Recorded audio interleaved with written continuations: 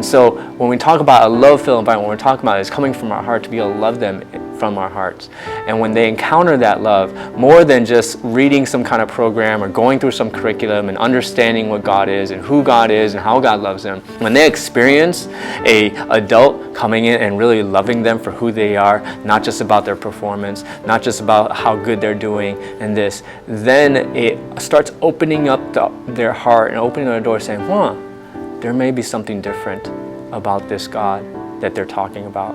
Because I've never experienced this kind of love. I've never experienced someone who loves me for who I am, and not just only if I get 100% on my test, or only if I'm very guai and very nice and very this and do things right.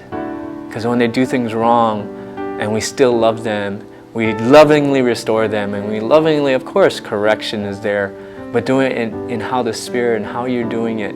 You're saying, hey, what we're doing is hard, and that, but we're okay. And when they experience that, then they start really transforming, and they start being safe, and they feel like, oh, I can actually talk about these things. And is the Father like this? And I'm like, yeah, the Father's like this. He's not a laoban, he's a father. He's not a boss. He's not a taskmaster. And for many years, that's what I thought. Okay, it's a taskmaster. If I do well, I'm going to be accepted.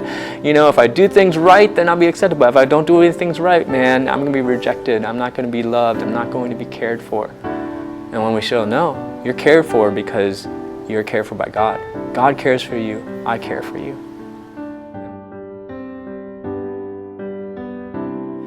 So the way that I approach any kid or approach any youth or even person, and this is something I've been working on, is I come to them and I assume that they are a saint. I don't look at them and say, okay, they're a kid and they don't know what they're doing, and I'm going to assume that they don't know, and so therefore when they do something bad, it just reaffirms my opinion or assumption of them. I make sure in my heart that I'm looking at them and saying, look, you are somebody that God has created with beautiful gifts and with talents and abilities that probably far exceed my own. And I'm going to call you forth, and I'm going to treat you in that way. I'm going to treat you as the way that God has created you. Not just seeing your behavior now. I'm not going to relate to you in our immaturity of, hey, maybe I don't know how to interact with other kids, and so I hit them and this kind of thing. And I'm not going to look and say, oh, you're just a kid that is troublemaker. You're a troublemaker.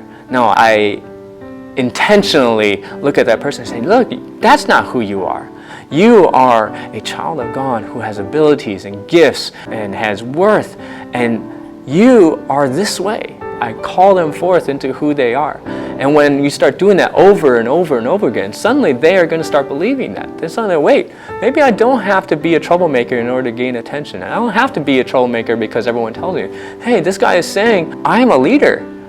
Then, maybe I should be a leader. Oh, I can be like that. I never thought I could be like that. And that's how I interact with these kids, and that's how I end up showing love to them.